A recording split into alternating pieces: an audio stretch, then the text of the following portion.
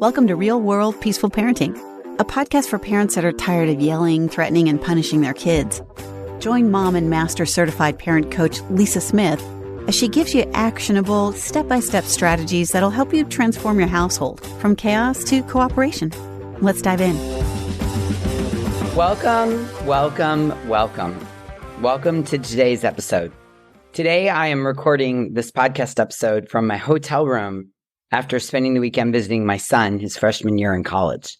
And I was able to attend his first basketball game of the season. And I can tell you, it's funny how life is sometimes, because I wrote this podcast episode, or at least kind of finished up the script on the airplane out to see Malcolm. And it turned out that, like most of the work I do, when I'm doing it for you, I'm also doing it for myself. Today, I want to talk about resiliency. And it turned out that Malcolm and I had an incredibly robust and productive conversation about resiliency while I was with him over the weekend. So I just love how, as we're living our life, we're up-leveling our parenting. And as we're parenting, we're teaching ourselves lessons and up-leveling our own lives and increasing our own emotional maturity. So let's dig in to today's episode about resiliency. And I'm going to start out by asking you some really important questions about your parenting. And the first one is, do you worry? Do you worry as a parent? Do you worry about your kids? Do you worry about things like, I worry my kid doesn't have any friends or a best friend.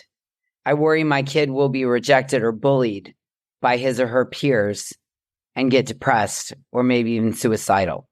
I worry my kids won't be successful in life. I mean, come on, Lisa, he isn't even motivated to do his homework. I worry my kid won't be able to follow through on things. I mean, 2 weeks after soccer practice, she wants to quit. What does all this have in common? Well, I think ultimately we worry that our kids aren't going to be okay, successful, fit in, self-sufficient. And to alleviate our fears, we often try to do everything right as a parent, so everything can go right. And this is really at the heart of what I want to talk about today. So I really want you to hear this. Many of us, and I know I certainly can fall into this trap. To alleviate our fears as the parent, we often try to do everything right for and with and on the behalf of our children so that everything will turn out right. And today I want to make an argument for why we don't want to continue to do this, and that maybe there's a different way to alleviate our fears. So let's dig in. Sometimes the right things, as our brain wants to call them, are focused on getting external validation from others, right? Getting the good grades, being kind to everyone, dressing well, being athletic, being creative, being funny, being a good drawer. And we think that if we can make sure our kid does everything right, they won't experience pain or discomfort during their childhood. They won't have any negative experiences.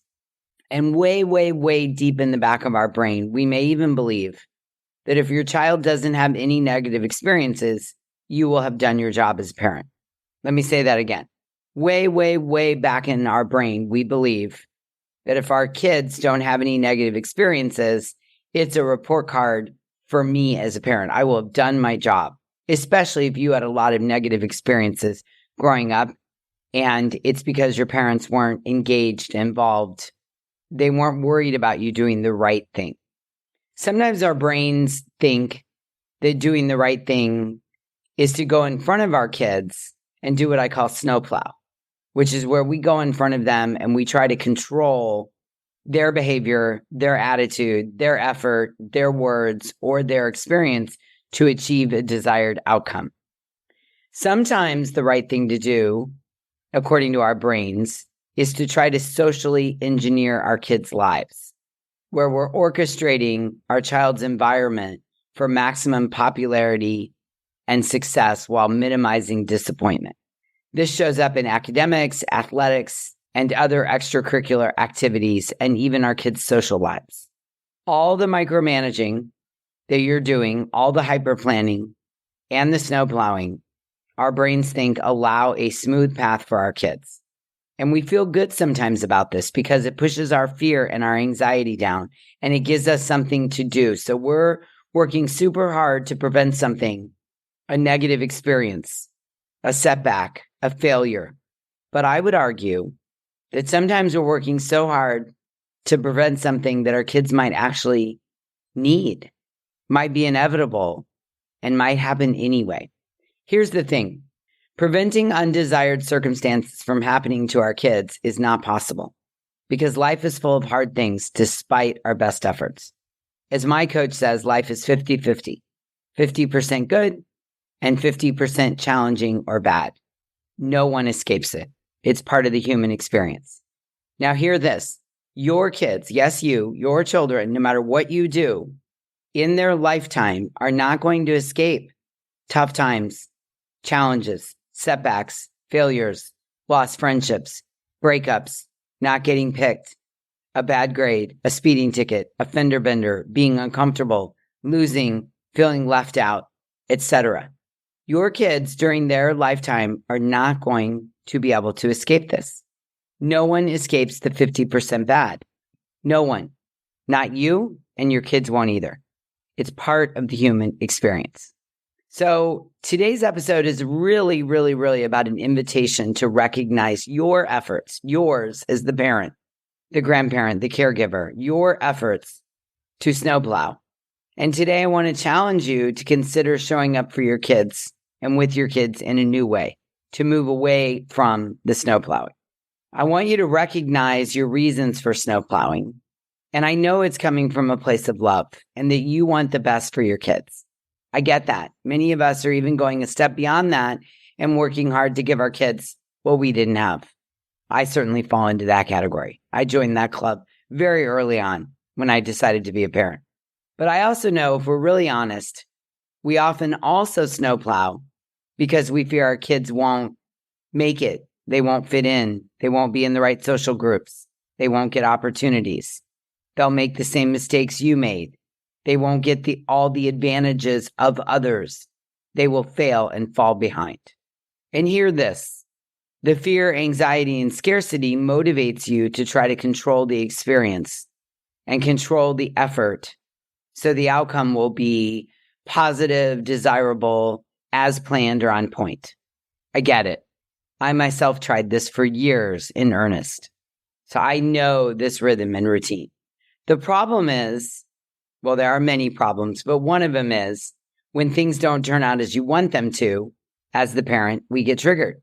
We get angry, sometimes at our kids, sometimes at ourselves, sometimes at the other parties involved, like the coach or the teacher or the kid's friend who didn't invite them over, or a co-parent who didn't, quote, do it like we told them to do it.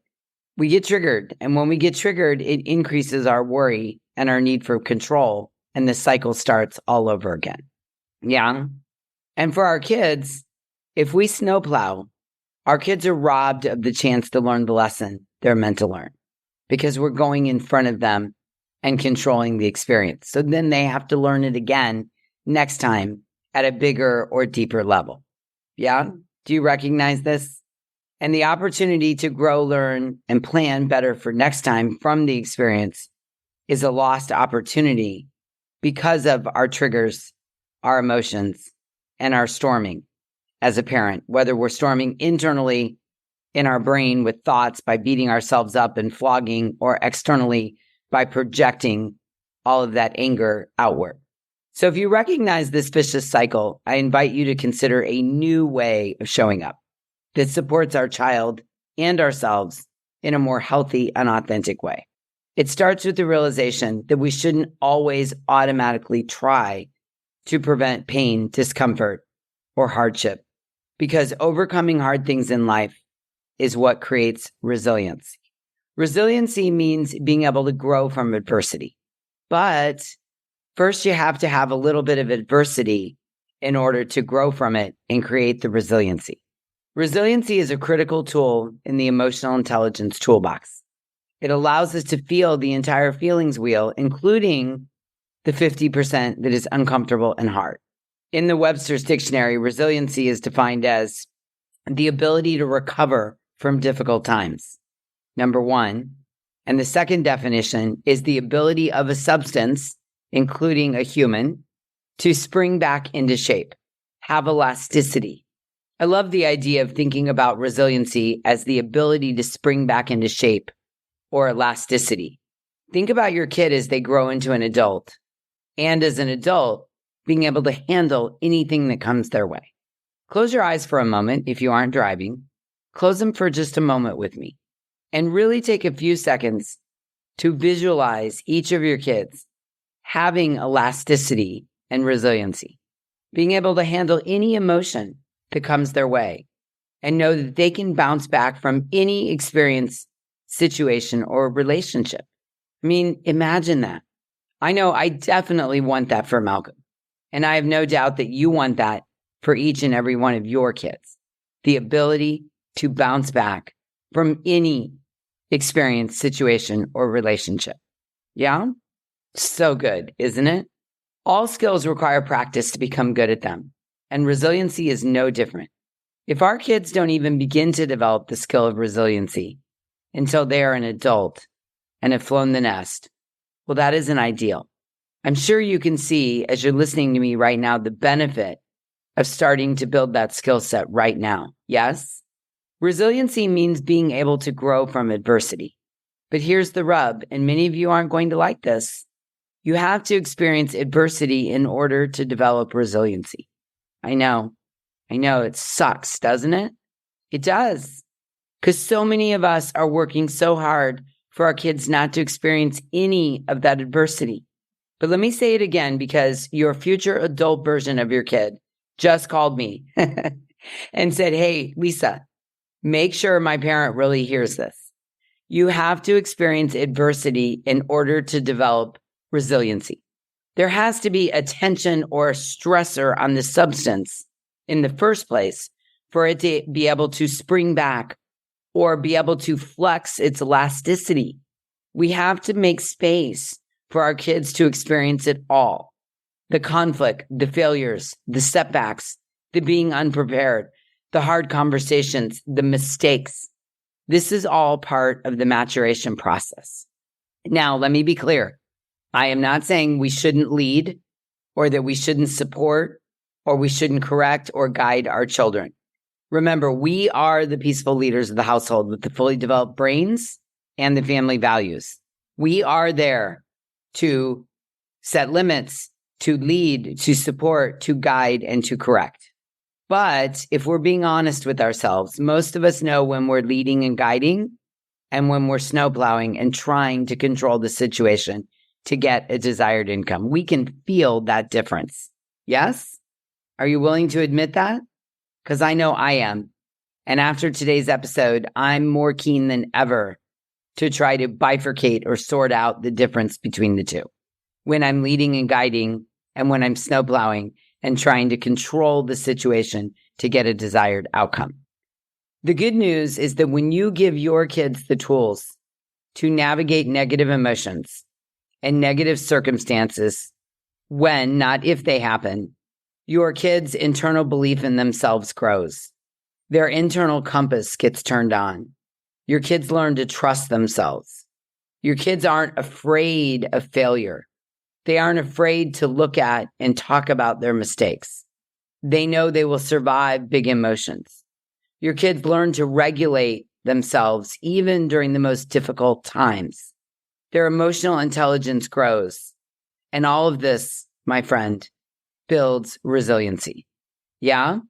Okay, so here are my tips to getting started on helping your kids become more resilient and elastic so they can bounce back. Number one, begin to recognize when you are snowplowing versus when you are guiding, and try to move more and more towards guiding rather than snowplowing. Number two, make a commitment that you're going to let them experience adversity. Be mindful of not always jumping in. Don't always rescue. Don't solve all their problems for them. Avoid pre-solving problems through snowplowing, hyperplanning, and trying to control the outcome. Number three, listen empathetically, which is to listen to ease the suffering so they can work towards problem solving on their own as they age. Resist the urge to jump in and solve for them. At a minimum, discuss various solutions or choices with them and let them participate in the decision and then the execution of that solution. So maybe they need to go talk to the coach. They need to talk to the teacher. They need to ask the friend why they didn't get invited to the birthday party instead of you calling the mom to find out why. Number 4, I think, is one of the most important steps in resiliency. And it's don't be in a hurry to scoot the hard feelings out the door or scoot them away or try to push them down. Don't try to prevent or head off the hard feelings for your kids. This is definitely one I wish I would have known when Malcolm was really little. Let your kids be with their hard feelings. The goal is to teach your kids that they can handle all the feelings on the feelings wheel, all of them, even the really hard ones. The goal isn't to never have them experience the feelings of frustration, disappointment, jealousy, being left out, being ignored. The goal isn't for them to never experience those. The goal is to teach your kids that they can handle all the feelings in the feelings wheel. I feel like if nothing else, if we raised a generation of kids that confidently knew they could handle all the feelings, we'd have a completely different world that would be much more inclusive and peaceful. Number 5, one of the core basic human needs is acceptance. I talk about this a lot in previous podcast episodes. And part of resiliency is knowing that I, as your child, am worthy right now. I am worthy. I can grow and learn, but your kids need to know that they are fully accepted as they are right now. Big feelings, mistakes, setbacks, failures, rejections, being picked on, being left out, being friendless doesn't in any way decrease my worthiness or your love for me as your kid. One of the most important things we can do to cultivate resiliency in our children is show them that we have complete confidence in them right now as they are, right now. That builds resiliency. And most importantly, number 6, to really build resiliency, you need to create an unwavering belief that your kid can handle hard things. Because here's the deal. Your kid will borrow whatever belief you have about them. That's just how the parent-child relationship goes. They're going to borrow whatever belief you have about them. So if that's the case, let's create an unwavering belief that they can handle hard things, that they can handle adversity, that they can bounce back, that they're resilient. Because as you have an unwavering belief that they can do this, they will have an unwavering belief about themselves. And finally, I want you to know that when we help our kids build resiliency, there are many positive outcomes. According to Psychology Today, people with resiliency are more apt to have a positive attitude, have a sense of optimism, have a better ability to regulate their emotions, and see failure as a form of helpful feedback. I don't know about you, but I want all of that for my kid, all of it. So I want to invite you to work towards leaving worry, fear, and scarcity behind. I want to invite you to see the other side. The grass is greener on the other side. When we leave behind worry and fear and give up on trying to control the outcome, when we're brave and let go and guide instead of snowplow, resiliency builds. Yeah? Oh, it's so good. And as I said at the beginning, this couldn't have come at a better time for me personally. Malcolm and I were able to have a really great conversation this weekend. I mean, we had a lot of great conversations, but one in particular, I was able to share that resiliency is the ability to be elastic, to bounce back in the face or with big negative emotions without blowing up your whole world around you. That we all face adversity, that he's not alone, that he's not unique, that every kid in college is facing adversity in some form or another. And part of the experience of transitioning from a child into an adult is learning to face adversity with resiliency, the ability to bounce back without blowing your world up. It was such a beautiful, wonderful, amazing conversation. And it was so great to sit with him and communicate that I have an unwavering belief in him that he can handle hard things. And just to see him his eyes light up and see him take that on. And I could just see his brain be like, yeah, I can do that. I can work through this. I can feel these big emotions. I can regulate. Yeah, Mom. Yeah. It was so great. I wouldn't change it for the world. So again, I want to invite you to really think hard about this. Observe yourself while you're parenting. Invite yourself to give up control and snowplowing. Invite yourself to create an unwavering belief that your kids can handle hard things. Be brave and let go. I want that for you, and I want that for your kids.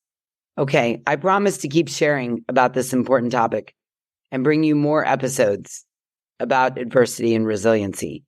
I'm going to be digging deeper and deeper into this important topic and sharing as much as I can with you all. So be brave and let go. Okay, until we meet again, I'm wishing you peaceful parenting. Thank you so much for listening today. I want to personally invite you to head over to thepeacefulparent.com/welcome and sign up for my free Peaceful Parenting mini course. You'll find everything you need to get started on the path to peaceful parenting just waiting for you over there at www.thepeacefulparent.com/welcome. Can't wait for you to get started. Thanks for listening to Real World Peaceful Parenting. If you want more info on how you can transform your parenting, visit thepeacefulparent.com. See you soon.